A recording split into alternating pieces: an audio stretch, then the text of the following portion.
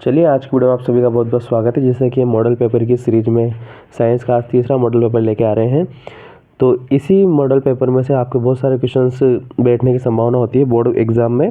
तो ये बोर्ड द्वारा ही जारी किए जाते हैं, तो इनको अच्छे से आप देखिए। इनके क्वेश्चन आंसर हम सब पूरा आपको डिटेल से एनालिसिस करवाने वाले हैं क्या, ठीक है। तो चलिए वीडियो में शुरू करते हैं अब।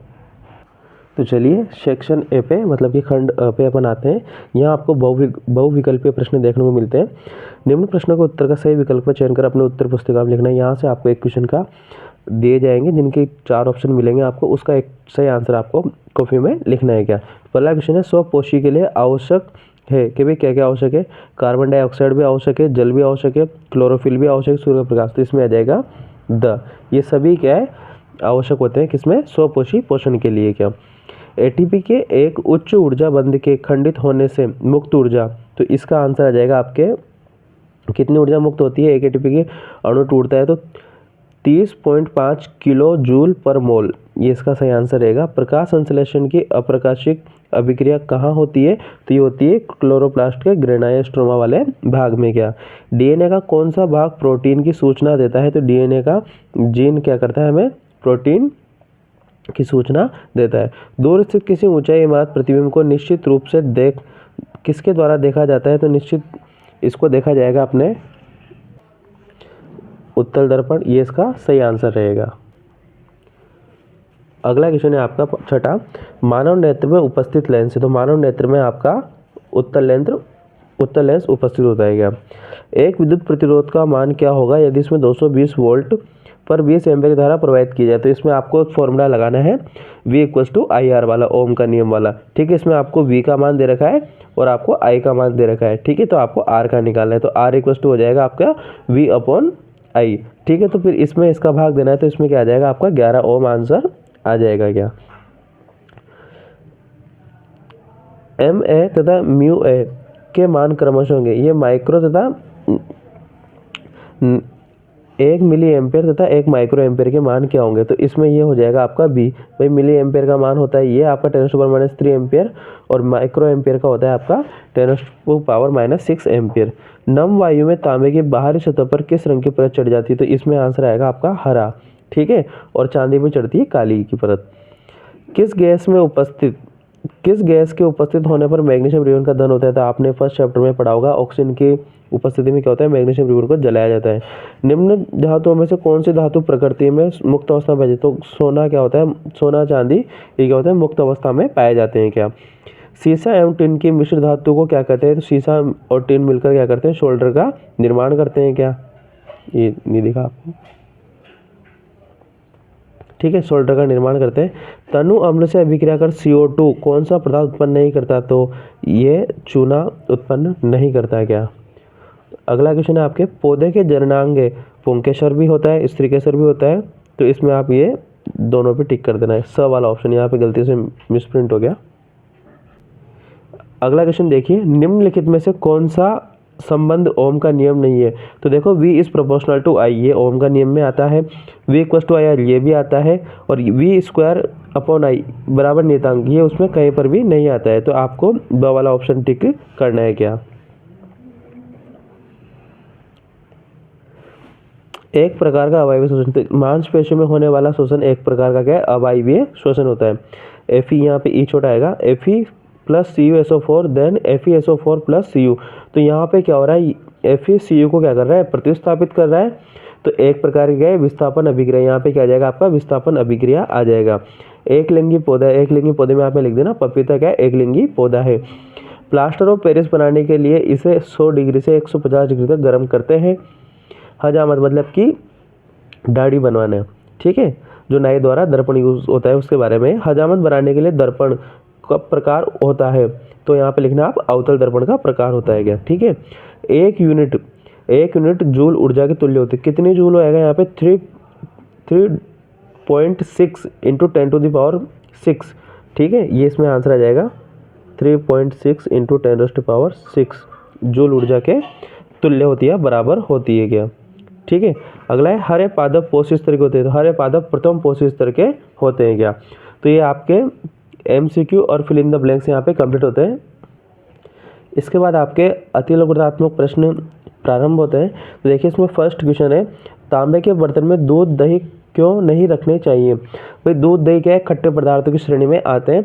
तो तांबे के बर्तनों में अगर अपन दूध दही जैसे खट्टे पदार्थों को रखते हैं तो ये क्या है, इनसे क्रिया करके क्या कर लेते हैं, विषैले पदार्थों का निर्माण कर लेते हैं। इसलिए हमें तांबे के बर्तनों में दूध दही खट्टे पदार्थों को नहीं रखना चाहिए।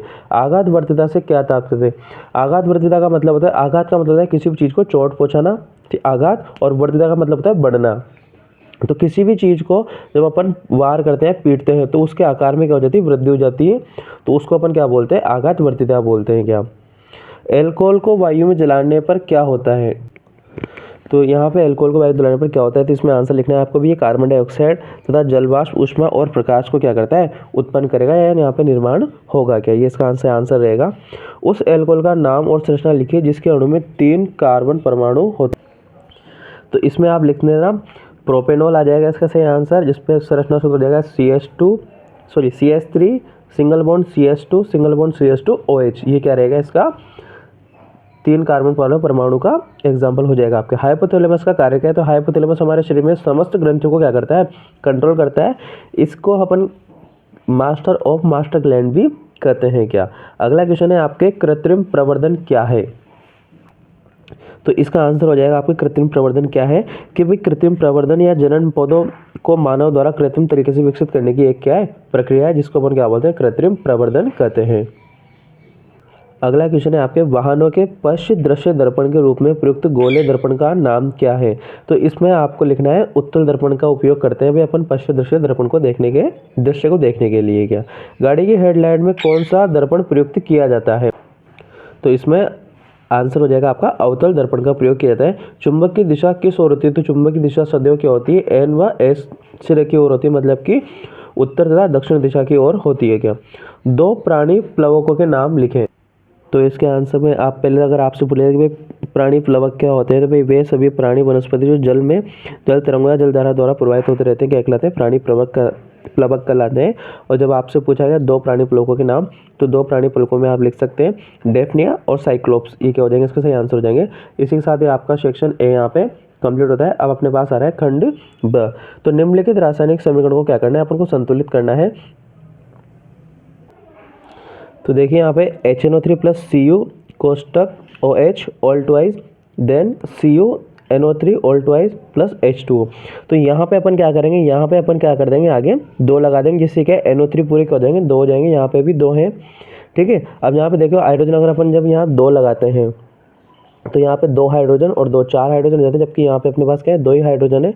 तो अपन यहाँ 2 हाइड्रोजन लगाते हैं, इससे क्या हो जाएंगे, 4 हो जाएंगे, और 2 ऑक्सीजन यहाँ हो गए, 2 ऑक्सीजन यहाँ पे हो गए क्या आपके, ठीक है। तो ये अभिक्रिया आपकी पूर्ण रूप से संतुलित हो गई। आपके पास यहाँ पे Cu1 है, यहाँ पे भी Cu1 है। क्या यहाँ देखो BaCl2 प्लस 2 H2SO4 है, BaSO4 प्लस, तो आप सीधा यहाँ पे क्या कर दो, HCl के आगे 2 लगा दो, ठीक है। सही, हाइड्रोजन 2 हो गए, यहाँ पे भी 2 है, Cl यहाँ पे कितने 2 हो गए, यहाँ पे भी 2 है, Ba1 है, यहाँ पे B1 है, और SO4 भी 1 है, यहाँ पे भी। अगर आपको अभिक्रिया को संतुलित करना अच्छे से सीखना है तो आप हमारे यूट्यूब चैनल पे जाएँ और वहाँ से ही आप इस चैप्टर की वीडियो देख लें। हमने वहाँ बिल्कुल अच्छे से टॉपिक बना रखा है कि अभिक्रियाओं को कैसे संतुलित किया जाता है। क्या ठीक है। अब आ रहा है अपने पास द्विविस्थापन अभिक्रिया से आप क्या समझते हैं, उदाहरण दीजिए। तो भाई द्विविस्थापन अभिक्रिया क्या होती है कि अभिकारकों के मध्य आयनों का आदान प्रदान होता है, आयनों के आदान प्रदान होता है, और जो अभिक्रिया संपन्न होती है उसे अपन द्विविस्थापन अभिक्रिया बोलते हैं। यहाँ पे दोनों जगह क्या होगा, विस्थापन की क्रिया होती है, इसलिए अपन इसको द्विविस्थापन अभिक्रिया कहते हैं। क्या ठीक है। और इसी एग्जाम्पल को आप समझ सकते हो कि ये भी क्या एक द्विविस्थापन अभिक्रिया का एग्जाम्पल रहेगा। क्या एल्डिहाइड तथा कीटोन क्या होते हैं। तो देखिए इस वाले क्वेश्चन में आपको कि भाई एल्डिहाइड क्या होता है, इसमें CHO समूह उपस्थित होता है, वो एल्डिहाइड होते हैं, जिसमें कीटोन में single bond carbon, double bond oxygen और सिंगल बॉन्ड आगे श्रृंखला चलती रही, वो होता है आपका कीटोनिक समूह। क्या अगला है आपका संकलन अभिक्रिया तथा प्रतिस्थापन अभिक्रिया में विभेदन कीजिए। तो इसके क्वेश्चन में अपन को आंसर लिखना है। संकलन अभिक्रिया एडिशनल रिएक्शन होती है, जिसमें क्या है 2 या 2 से निम्न क्रियाशील वाले अभिकारक मिलकर एक उच्च क्रियाशील वाले तत्व का निर्माण करते हैं, तो संकलन अभिक्रिया होती है। प्रतिस्थापन अभिक्रिया में क्या होता है कि भाई हम क्या एक उच्च क्रियाशील निम्न क्रियाशील तत्व को उसके विलयन से प्रतिस्थापित कर देता है, इसलिए इसको प्रतिस्थापन अभिक्रिया कहते हैं। क्या अगला क्वेश्चन है, मूत्र बनाने की मात्रा का नियमन किस प्रकार किया जाता है। तो इसके आंसर में अपन लिखेंगे भाई मूत्र बनाने की मात्रा किस प्रकार नियंत्रित की जाती है कि भाई जल की मात्रा का शरीर में संतुलन बनाए रहे। जल की बाहर निकालने वाली मात्रा इस आधार पर निर्भर करती है कि उसमें कितना विलेय वर्ज्य पदार्थ उत्सर्जित करना है। अतिरिक्त जल का वृक्क में क्या हो जाता है, पुनः अवशोषण कर लिया जाता है तथा उसका पुनः उपयोग हो जाता है। जिस प्रकार से ग्लूकोज वगैरह उसमें कुछ मात्रा में रह जाते हैं तो वापस उनको क्या है, ग्लोमेरुलस द्वारा क्या होता है, उनको अवशोषित कर लिया जाता है। क्या अलैंगिक जनन में अपेक्षा लैंगिक जनन के क्या लाभ हैं? तो इसमें अपन लिख सकते हैं कि भाई लैंगिक जनन से पैदा होने वाले संततिक गुणों का विकास होता है। लैंगिक जनन में क्या होता है, संतति की विविधता आती है क्योंकि इसमें क्या होते हैं, 2 जीव भाग लेते हैं, जबकि अलैंगिक जनन में क्या है, एक ही जीव भाग लेता है। और इसमें उत्पन्न होने वाली विविधता उस प्रजाति के अस्तित्व को बनाए रखने में भी क्या करती है, ज़्यादा लंबे समय तक मदद करती है। गुणसूत्रों के नए जोड़े बनते हैं जिससे विकासवाद की दिशा में क्या होता है, नए आयाम अपन को मिलते हैं और बेहतर गुणों के आने की संभावना भी क्या होती है, जीवों में अधिक होती है। क्या विभिन्नताएं क्या हो सके, विभिन्नता से हम बिल्कुल जैव विविधता से अपन समझ सकते हैं कि जितनी ज़्यादा किसी भी जीव के अंदर विभिन्नताएं रहेंगी वो प्रकृति के प्रति उतना ही ज़्यादा मात्रा में अनुकूलन को दर्शाएगा। उसको प्रकृति में बनाए रखने के लिए आवश्यक जितनी भी सामग्री या कितनी भी वो रहेंगी विभिन्नताएं, उनमें क्या उसको लाभ मिलेगा। क्योंकि अगर एक ही प्रजाति के अनेक वेरिएशन या विभिन्नताएं रहेंगी तो वो क्या है, ज़्यादा लाभप्रद होगा। अगर किसी जीव का अगर एक ही प्रजाति है और उसमें कोई बीमारी आएगी तो उससे संपूर्ण जीव क्या हो जाएगा, नष्ट हो जाएगा। अगर उसमें विभिन्नताएं रहेंगी तो उस पर अदर प्रजाति पर कोई प्रभाव नहीं पड़ेगा। उत्तल लेंस की फोकस दूरी को परिभाषित कीजिए, इसकी प्रकृति कैसी होती है? इसकी प्रकृति कैसी होती है, आभासी व सीधा इसकी प्रकृति होती है। और उत्तल लेंस की फोकस दूरी को अपन इस प्रकार समझ सकते हैं कि भाई मुख्य अक्ष के समांतर आने वाली प्रकाश किरण परावर्तन के पश्चात जिस बिंदु पर जाकर, सॉरी ये क्या है, लेंस है क्या, तो मुख्य अक्ष से समांतर आने वाली प्रकाश किरण अपवर्तन के पश्चात जिस बिंदु से गुजरती है वो उसको अपन क्या बोलते हैं, फोकस बिंदु बोलते हैं।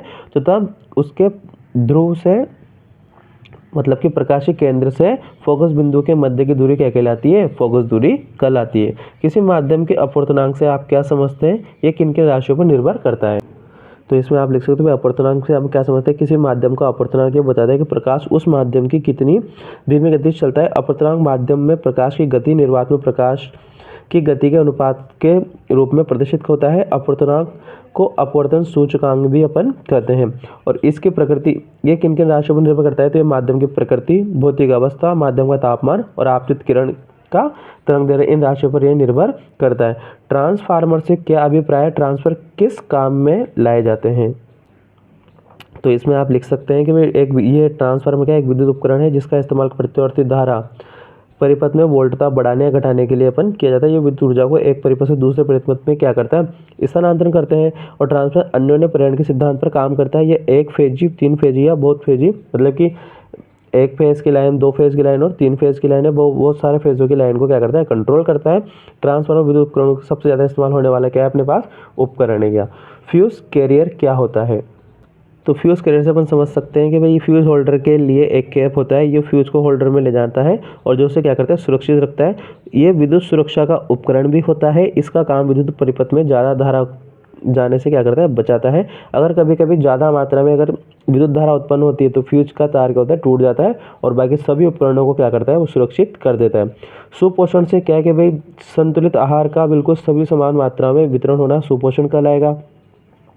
ऊष्माक्षेपी तथा ऊष्माशोषी अभिक्रियाओं को उदाहरण से समझाइए। तो ऊष्माक्षेपी क्या होता है कि भाई किसी भी रासायनिक अभिक्रिया में अगर ऊष्मा का उत्सर्जन होता है तो उसे ऊष्माक्षेपी अभिक्रिया कहते हैं। या ऐसी रासायनिक अभिक्रिया जिसमें ऊष्मा का उत्सर्जन होता है ऊष्माक्षेपी अभिक्रिया कहलाती है, तथा जिसमें ऊष्मा का अवशोषण होता है उसे क्या बोलते हैं अपन, ऊष्माशोषी अभिक्रिया कहते हैं। अथवा में अपन को एक और क्वेश्चन दे रखा है, संचारण तथा विकृत गंधिता को अपन को समझाना है। तो भाई नमी, आर्द्रता, तापमान, इन सब में होने वाले परिवर्तन से जितनी भी लौह तथा लौह युक्त पदार्थ, जितनी भी चीज़ें जो क्या है प्रकृति में संचारित होने लगती है वो सब क्या कहलाता है, संचारण कहलाता है। और विकृत गंधिता जैसे खाद्य तथा तेल युक्त पदार्थ प्रकृति में मतलब कि वायु या नमी के स्थान में खुला रखने पर क्या है, उनमें से एक विशेष प्रकार की गंध आ जाती है जिससे वो क्या होने लग जाती है, खराब होने लग जाती है। तो इसको अपन बोलते हैं विकृत गंधिता। हमारे शरीर में हार्मोन का क्या महत्व है, एक तो ये है और एक है अनुवर्ती गति व अनुपालन गति में अंतर दीजिए। तो इसमें देखना, तो हमारे शरीर में हार्मोन का क्या है, बहुत विशेष महत्व है। क्योंकि क्या है, हमारे शरीर में जितनी भी टूट फूट मरम्मत, जितने भी हमारे शारीरिक हार्मोन होते हैं सब ये यहाँ से क्या करते हैं, वृद्धि विकास में सहायक होते हैं। हमारे शरीर में इंटरनल जितनी भी हानियाँ होती हैं उन सबको भी कौन पूरा करता है, हार्मोन ही करेंगे। हमारे शरीर के वृद्धि विकास में सहायक होते हैं, जैसे वृद्धि हार्मोन हो गया, ठीक है, ये सब क्या करते हैं और ये विशेष प्रकार की ग्रंथियों से ही स्रावित होते हैं क्या, जो हमारे शरीर को सुरक्षा भी प्रदान करते हैं क्या। आपातकालीन स्थितियों में हमारे शरीर की सुरक्षा एड्रेनल हार्मोन द्वारा की जाती है। इस प्रकार से अपन इसमें आंसर लिख सकते हैं क्या। अगला क्वेश्चन है आपके मेंडल के आनुवंशिकता संबंधी नियम दीजिए। तो मेंडल ने आनुवंशिकता के आधार पर 3 नियमों का प्रतिपादन किया। पहला है प्रभाविता का नियम, दूसरा है आपके स्वतंत्र अपव्यूहन का नियम, दूसरा है आपका युग्मकों की शुद्धता का नियम और तीसरा है स्वतंत्र अपव्यूहन का नियम। सेकंड वाला नियम जो है अपने पास युग्मकों की शुद्धता का नियम, उसे अपन पृथक्करण का नियम भी कहते हैं। तो ये तीनों नियम है। इसके अंदर आप लिख सकते हो कि मेंडल के जो ऊपरी 2 नियम है, जैसे कि युग्मकों की शुद्धता का नियम या पृथक्करण का नियम और प्रभाविता का नियम, ये दोनों क्या है मेंडल के एकल संकर संकरण नियम पर क्या है आधारित है। वो क्या होता है कि जिसमें एक ही लक्षण की वंशागति का अध्ययन किया जाता है एकल संकर संकरण कहलाते हैं, और जिसमें 2 लक्षण की वंशागति का अध्ययन किया जाता है वो द्विसंकर संकरण कहलाते हैं, जिसके आधार पर आपका स्वतंत्र अपव्यूहन का नियम होता है क्या। अगला क्वेश्चन है मानव नेत्र का नामांकित चित्र वो आपको बनाना है। नेत्र की समंजन क्षमता से आप क्या समझते हैं। तो नेत्र की समंजन क्षमता में हम लिख सकते हैं कि भाई मानव नेत्र द्वारा वह क्षमता जिससे वस्तु को स्पष्ट रूप से देखा जा सकता है, या मानव नेत्र द्वारा फोकसित करने की क्षमता क्या कहलाती है, समंजन क्षमता की। इसके द्वारा क्या होता है हम किसी वस्तु को स्पष्ट रूप से देख सकते हैं। तो ये आपको इसमें लिखना है क्या। अथवा हम टेंडल प्रभाव और इंद्रधनुष का भरना, ये भी आप इन दोनों में से भी कर सकते हो। या अब आता है आपके खंड द मतलब कि सेक्शन डी, ये सबसे लास्ट वाला रहेगा आपके। बेकिंग पाउडर क्या है, ये किस प्रकार बनाया जाता है, आवश्यक समीकरण दीजिए और इसके उपयोग भी लिखनी है। ये चारों सारी चीज़ें आपको इसमें लिखनी है। प्लास्टर ऑफ पेरिस से आप क्या समझते हैं, इसके बनाने की विधि उपयोग भी दीजिए। फिर अगला क्वेश्चन आता है आपको वृक्काणु की संरचना तथा क्रियाविधि का सचित्र वर्णन कीजिए। इसमें आपको क्या करना है वृक्काणु की संरचना बनानी है और उसकी क्रियाविधि का वर्णन भी सचित्र करना है क्या। वातरंध्र की संरचना आप इन दोनों में से ऐसा कर सकते हो। फिर आपका लास्ट वाला क्वेश्चन आ जाएगा इसमें कि भाई ओम का नियम दीजिए कि ओम का नियम क्या होता है भाई, V=IR यहाँ पे ओम का नियम होता है। प्रतिरोध से आप क्या समझते हैं कि आवेश के प्रवाह में उत्पन्न बाधा क्या कहलाती है, प्रतिरोध कहलाती है। चालक के सिरों के मध्य विभवांतर V और I के मध्य आपको ग्राफ खींचना है, जो आप इस प्रकार का एक ग्राफ बना देना है इसमें, ठीक है। किसी चालक के प्रतिरोध की गणना किस सूत्र से की जाती है, चालक के प्रतिरोध किन किन कारकों पर निर्भर करता है, स्पष्ट। तो इस प्रकार से आपका ये बोर्ड का पेपर रहेगा क्या वहाँ पे भी क्या। तो इस प्रकार से हमने ये टेस्ट मॉडल पेपर की सीरीज में आज हमने तीसरा मॉडल पेपर भी सोल्व कर लिया है। इसके बाद आपको मैथ्स के मॉडल पेपर देखने को मिलेंगे, फिर अदर सब्जेक्ट के भी आपको देखने को मिल जाएंगे। तब तक चैनल पर बने रहिए, लाइक शेयर सब्सक्राइब कीजिए ताकि सभी का बोर्ड क्लास में परफॉर्मेंस अच्छा हो। धन्यवाद।